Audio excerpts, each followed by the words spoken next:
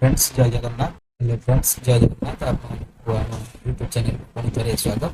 देखो आज आम देखा क्लास 8 ओडिया है चैप्टर 2 है कौन ना विहंग विप्लव है विहंग विप्लव किए लिखिं महापात्र नीलमणि साहू लिखिं है महापात्र नीलमणि साहू। तो बर्तमान पढ़ा थर थर करी तीन थर आंब गछर डाल में बसा बांधिला हलदी बसंत। हलदी बसंत देखुच हलदी बसंत कौन करछि ना थर थर करिकी तीन थर बसा बांधि डाल में मात्र तीन थर जाक बुढ़ा मांकड़ से डाल में डेई बसा को बुढ़ा मांकड़टी कौन करछि ना जेते थर सी बसा को बांधुछि सेते थर तार बसा जेते जेते काकुति विनती करी कहले भी बुढ़ा मांकड़ ता कथा शुणा बुढ़ा मांकड़ किंतु ता कथा शुणी कार हलदी बसंत माँ हलदी बसंत मुंडरे चिंता माड़ी पड़ा माँ हलदी बसंत मुंडरे कौन है ना चिंता माड़ी पड़ुछे। बसंत ऋतु बा आउ केते दिन रहिबो बसंत ऋतु आउ केते दिन रहिबो। साहाड़ा गछ मानकरे फूल कषि धरलाणी साहाड़ा गछ मानकरे कौन होइछि फूल कषि धरला आउ अल्प दिन रे पाछि हलदी गुरु गुरु दिसिबो आउ अल्प दिन गला परे फूल कषि गुड़िक सब कौन हो ना फल परिणत हो हलदी गुरु गुरु हो दिसिबो। बुदा मानकरे शगड़ बाटुआ कोली पाची लाल टह टह दिसिबो आरे कौन हम ना बुदा मानकरे शगड़ बाटुआ कोली पाचिकी लाल टह टह देखा सेते बेलू जदि छुआ हो जाइए तेबे सिना सेमानंक कुनी कुनी थंटरे ए सब मिठा पाचिला कोली आधार देवी छुआ सब चंचल चंचल बढ़ी जिवे किंतु ए घर घर भंगा बुढ़ा मांकड़ तो मूलरू बसा रखा ही दौना से अंडा दब केबे आ छुआ फुटब केबे एभलिया से भावुचे बुझिले किए हलदी बसंत। कुलुरु कुलु कुलुरु कुलु पुरुष हलदी बसंत ठी कुआड़ू बुली बुली आसी माँ हलदी बसंत पाखरे बसिला देखुच बसछि तार हलदिया सुना देहटी खरारे मलिन दिशुଥାଏ तार जो हलदिया सुना देहटा खरारे कौन देखा जाउथिला ना मलिन देखा जाउथिला।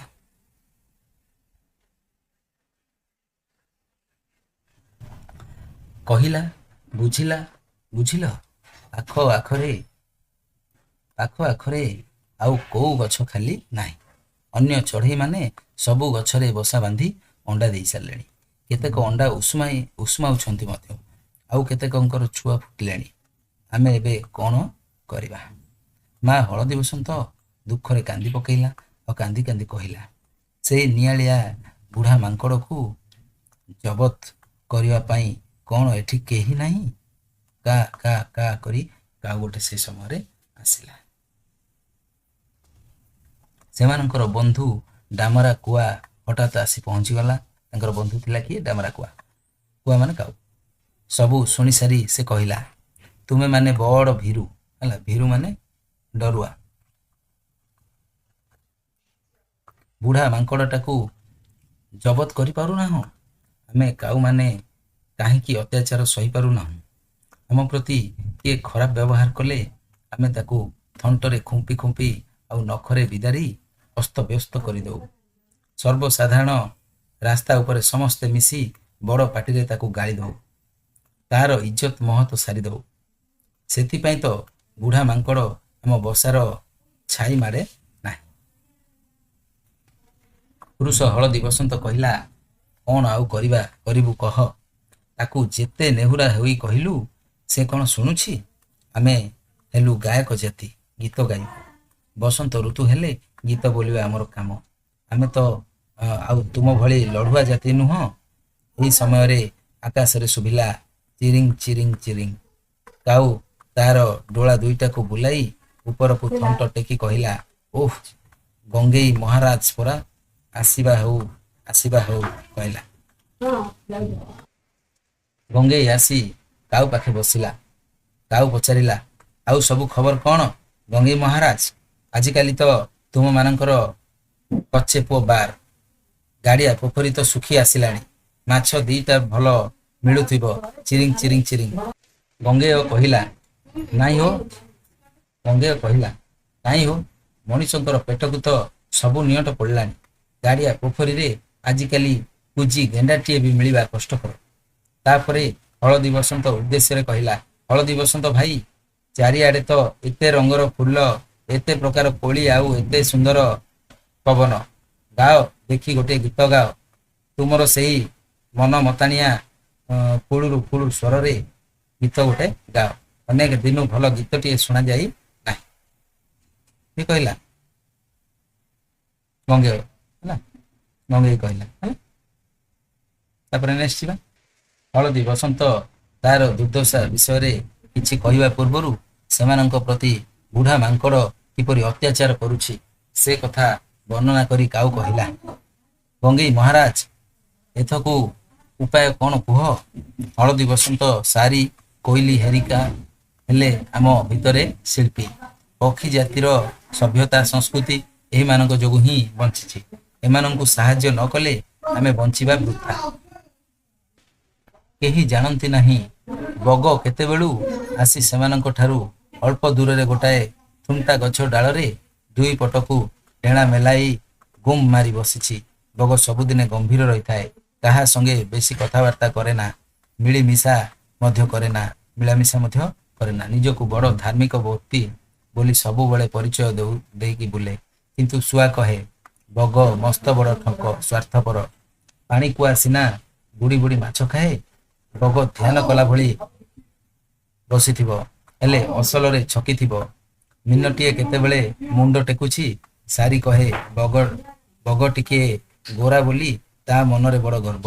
କଳା ଓ ଅନ୍ୟର ରଙ୍ଗର ଚଢ଼େଇମାନଙ୍କୁ ସେ ଘୃଣା କରେ।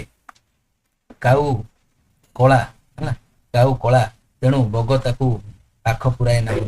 ପକ୍ଷୀ ଜଗତରେ ଶ୍ରେଷ୍ଠ ସ୍ୱର ଶିଳ୍ପୀ କୋଇଲିର ରଙ୍ଗ କଳା ବୋଲି ତାକୁ ମଧ୍ୟ ବଗ ଖାତିର କରେ ନାହିଁ। ତା ମନରେ କଳା ଗୋରା ଭେଦଭାବ ଖୁବ୍ ବେଶୀ ଅଛି। ଏମିତି ଚିତ୍ରଟି ଦେଖୁଛ, ହଳଦୀ ବସନ୍ତ ଆଉ କାଉ ଅଛନ୍ତି ହେଲା, କୋଇଲି ଅଛି। କାଉ ଏଡ଼େ ପାଟିରେ କଥା କହୁଥିବା ଶୁଣିକି ବଗ ଆଉ ସହିପାରିଲା ନାହିଁ। ସେ ଉଦ୍ଧତ କଣ୍ଠରେ ବିଦ୍ରୂପ କରି କହିଲା, ଟିକେ ରାଗିକି କହିଲା, କକ୍ କକ୍ କକ୍ କକ୍। ସେ ମୂର୍ଖ କଳା କାଉ, ହେ ମୂର୍ଖ କଳା କାଉ, ବେଶୀ ଗୁଡ଼ାଏ ରାଉ ରାଉ ହୁଅ ନାହିଁ। ଶିଳ୍ପୀମାନଙ୍କ ପାଇଁ ତୋର ହୃଦୟ କେବେଠାରୁ ଏତେ ବ୍ୟାକୁଳ ହେଲା? ଏହି ହଳଦୀ ବସନ୍ତ, କୋଇଲି ଆଦି ଶିଳ୍ପୀମାନଙ୍କ ପାଇଁ ମୋର ତିଳାର୍ଦ୍ଧେ ହେଲେ ଦୟା ନାହିଁ। ତିଳାର୍ଦ୍ଧେ ମାନେ ଟିକିଏ ହେଲେ।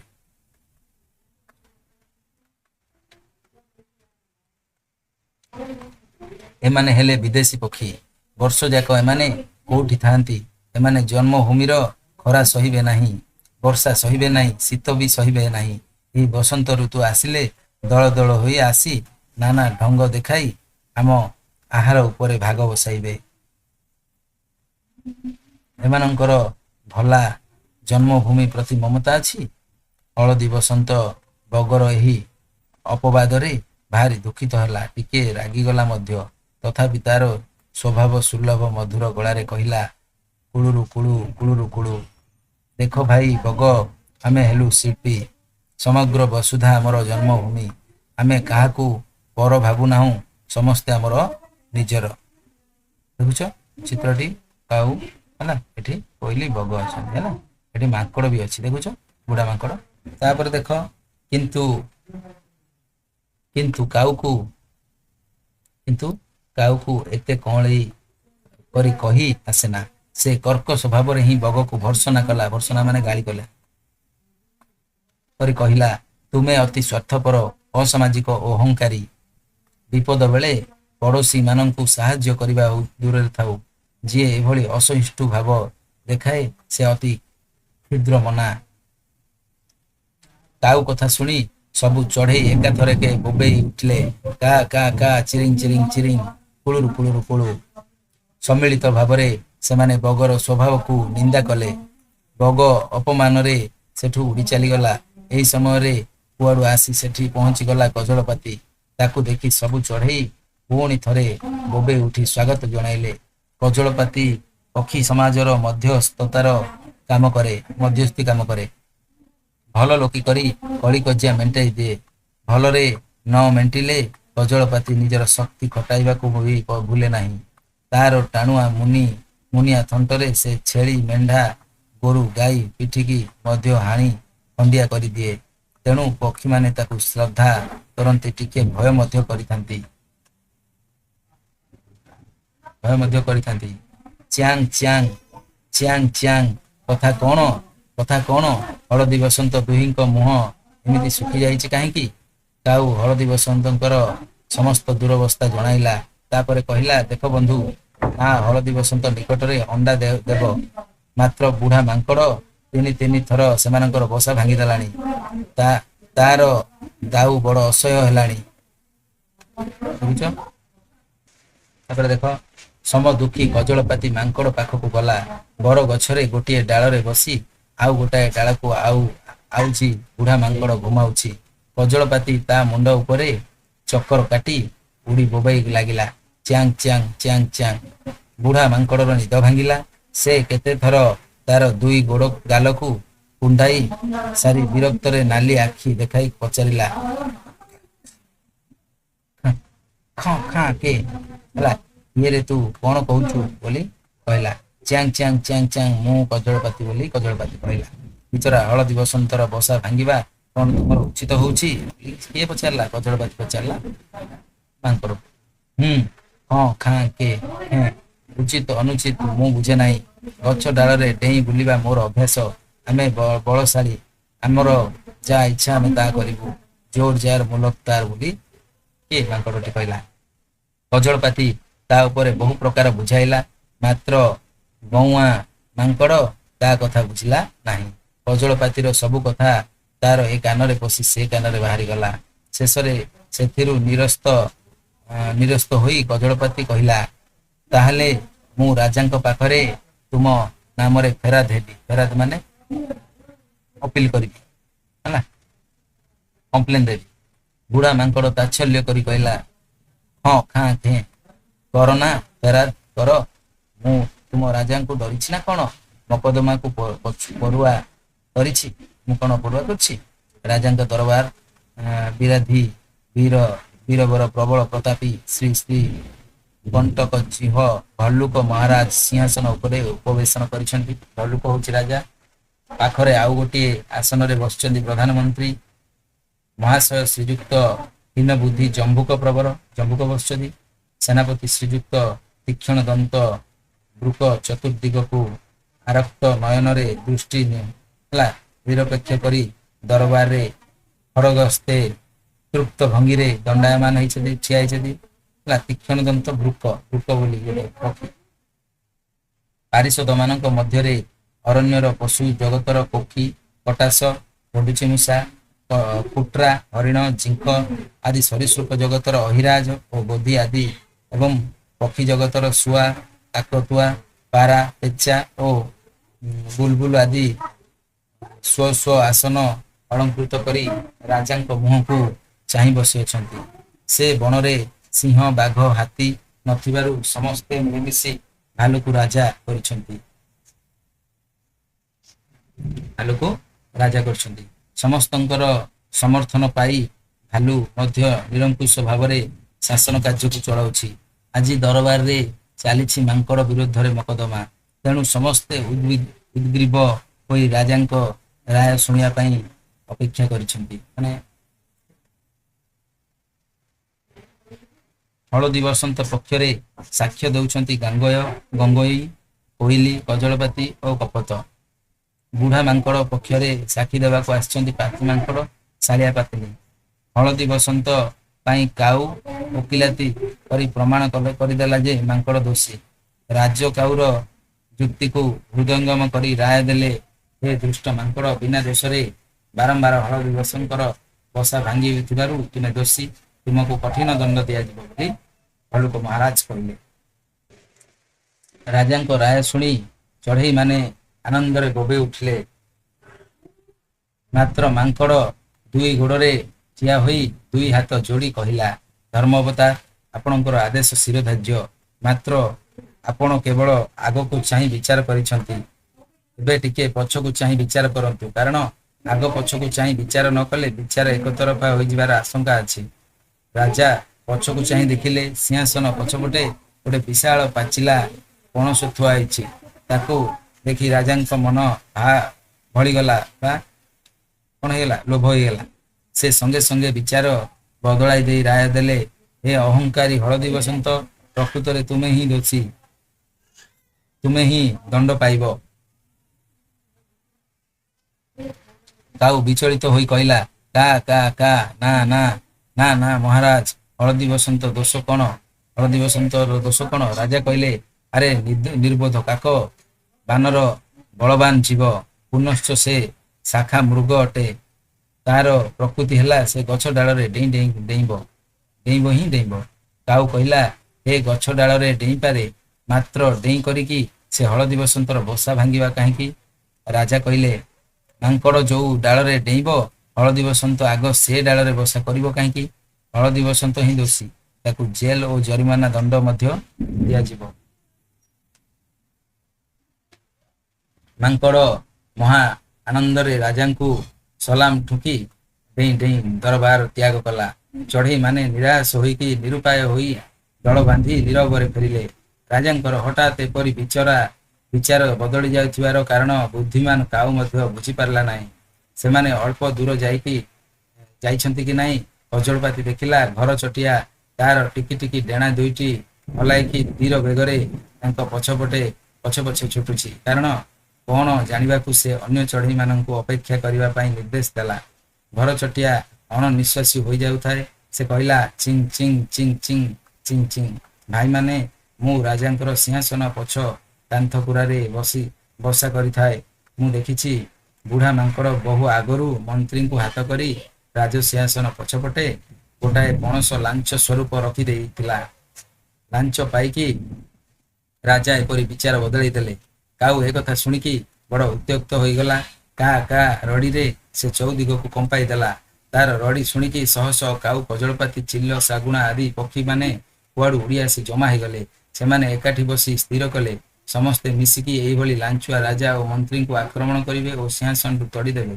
ପକ୍ଷୀ ବାହିନୀ ଛୁଟି ଆସିଲେ ରାଜାଙ୍କ ଅଭିମୁଖରେ। ସବା ଆଗରେ ଥାଏ ଶଙ୍ଖଚିଲ। ସେ ଶଙ୍ଖ ଫୁଙ୍କୁଥାଏ। କେଁ କେଁ କେଁ ଏଁ କେଁ ଏଁ।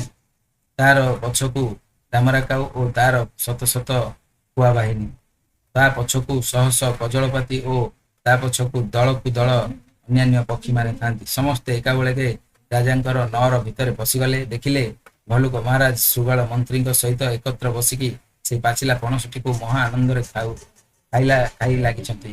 ଗୁଣ୍ଡିଚି ମୂଷା ମଞ୍ଜି ବାହାର କରିକି ଖୋସାଟି ମାନେ ବଢ଼ାଇ ଦେଉଛି ଶୃଗାଳ ମନ୍ତ୍ରୀଙ୍କୁ, ଆଉ ସ୍ୱୟଂ ବୁଢ଼ା ମାଙ୍କଡ଼ ଗୋଟି ଗୋଟି କରି ପଣସ ଖୋସାକୁ ବଢ଼ାଇ ଦେଉଛି ଭଲ୍ଲୁକ ମହାରାଜଙ୍କ ପାଟିକୁ। ପକ୍ଷୀମାନେ ଏ ଦୃଶ୍ୟ ଦେଖି ଆହୁରି ରାଗିଗଲେ ଏବଂ ମହା କୋଳାହଳ କରିକି ଲାଞ୍ଚଖିଆ ରାଜା, ମନ୍ତ୍ରୀ ଓ କର୍ମଚାରୀମାନଙ୍କୁ ଖୁମ୍ପିବାରେ ଲାଗିଲେ। କୁଆମାନଙ୍କର ଥଣ୍ଟର ଆଘାତରେ ବୁଢ଼ା ମାଙ୍କଡ଼ ଖଣ୍ଡିଆ ଖାବରା ହେଇଗଲା। ଶୃଗାଳ ଯେତେ ଲୁଚିଲେ ମଧ୍ୟ ଚିଲମାନଙ୍କର ଆକ୍ରମଣରୁ ଆଉ ରକ୍ଷା ପାଇପାରିଲା ନାହିଁ। ଶେଷକୁ କଜଳପାତି ଭାଗରେ ଭଲ୍ଲୁକ ମହାରାଜ ଥିଲେ। ତାଙ୍କର ଲୋମଶ ଦେହ ଅଳ୍ପ କାଳ ମଧ୍ୟରେ ଲୋମଶୂନ୍ୟ ହୋଇଗଲା। ବୁଝିପାରୁଛ? ଖୁମ୍ପାଖୁମ୍ପି କରୁଛନ୍ତି ଭାଲୁକୁ, ହେଲା? ବୁଝିପାରୁଛ? ପାଠଟି ତ ଦେଖିଲେ। ବର୍ତ୍ତମାନ ଲେଖକଙ୍କର ପରିଚୟ ଟିକେ ଦେଖିବା। ଓଡ଼ିଆ କଥା ସାହିତ୍ୟରେ ମହାପାତ୍ର ନୀଳମଣି ସାହୁଙ୍କର ସୃଜନ ପରିଧି ବହୁ ବିଚିତ୍ର ଓ ବର୍ଣ୍ଣିଳ, ହେଲା? କଥା ଶିଳ୍ପୀଙ୍କ ଜନ୍ମ ହୁଏ କେବେ ନା 1926 ମସିହା ଡିସେମ୍ବର ମାସ 22 ତାରିଖରେ କଟକ ଜିଲ୍ଲାର ନିଆଳି ଗ୍ରାମରେ। ତାଙ୍କର ପିତାଙ୍କ ନାଁ ଥିଲା ମହାପାତ୍ର ବୀରବର ସାହୁ ଓ ମାଙ୍କ ନାଁ ଥିଲା ରାଧିକା ଦେବୀ। ଜୀବନର ବାସ୍ତବତାକୁ ଅବିକଳ ଭାବରେ ତାଙ୍କ ଗଳ୍ପରେ ସ୍ଥାନିତ କରିଛନ୍ତି। ଏଥିସହିତ ଉତ୍କଳୀୟ ସଂସ୍କୃତିକୁ ଅନନ୍ୟ ରୂପ ରାଗରେ ଉପସ୍ଥାପନ କରିବାରେ ସେ ଯେତିକି ଧୁରନ୍ଧର ସେତିକି ବିଚକ୍ଷଣ। ତାଙ୍କର ରଚନା ମଧ୍ୟରେ ମିଛ ବାଘ, ସୁମିତ୍ରାର ହସ, ବିଷ୍ଣୁ ମାୟା, ଅନ୍ଧରାତ୍ରିର ସୂର୍ଯ୍ୟ, ଆକାଶ ପାତାଳ, ଅଭିଶପ୍ତ ଗନ୍ଧର୍ବ ପ୍ରଭୃତି ଅନେକ ଗଳ୍ପ ପୁସ୍ତକ ରହିଛି। ଶ୍ରୀଯୁକ୍ତ ସାହୁ କେନ୍ଦ୍ର ସାହିତ୍ୟ ଏକାଡେମୀ ଶାରଳା ପୁରସ୍କାର, ସାହିତ୍ୟ ଭାରତୀ ସମ୍ମାନରେ ସମ୍ମାନିତ ହୋଇଛନ୍ତି। ତାଙ୍କର ଏହି ବିହଙ୍ଗ ବିପ୍ଳବ ଗଳ୍ପଟି ସରକାରୀ ପୁସ୍ତକରେ ଆଗରୁ ପଠିତ ବିହଙ୍ଗ ବିପ୍ଳବ ଗଳ୍ପକୁ ଏଠାରେ ପ୍ରଦତ୍ତ କରାଯାଇଛି। ଏହି ଗଳ୍ପଟିରେ ଗାଳ୍ପିକ ପଶୁପକ୍ଷୀଙ୍କ ବ୍ୟକ୍ତିତ୍ୱ ମାଧ୍ୟମରେ ବର୍ତ୍ତମାନ ସାମାଜିକ ଜୀବନର ବାସ୍ତବ ଚିତ୍ରକୁ ଉପସ୍ଥାପନ କରିଛନ୍ତି। ତ ପାଠଟି ବର୍ତ୍ତମାନ ସରିଯାଇଛି। ନେକ୍ସଟ କ୍ଲାସରେ ଆମେ ଆର କ'ଣ କରିବା ନା କ୍ୱେଶ୍ଚିନ୍ ଆନ୍ସର ଗୁଡ଼ିକୁ କରିବା। ଠିକ୍ ଅଛି। ତାପରେ ଏମିତି କଠିନ ଶବ୍ଦ ଗୁଡ଼ିକ ଲେଖିଦେବ।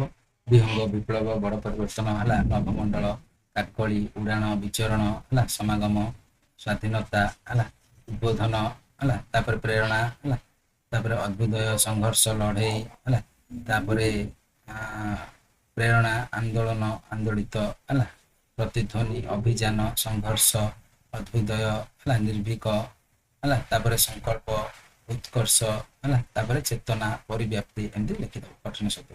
ଆଶା କରୁଛି ଭିଡ଼ିଓଟି ଆପଣମାନଙ୍କୁ ବହୁତ ଭଲ ଲାଗିଥିବ। ଆଉ ଯଦି ଭଲ ଲାଗୁଛି ଅଧିକ ମାତ୍ରାରେ ଲାଇକ୍ ସେୟାର କରିବାକୁ ଅନୁରୋଧ ରହୁଛି। ଜୟ ଜଗନ୍ନାଥ।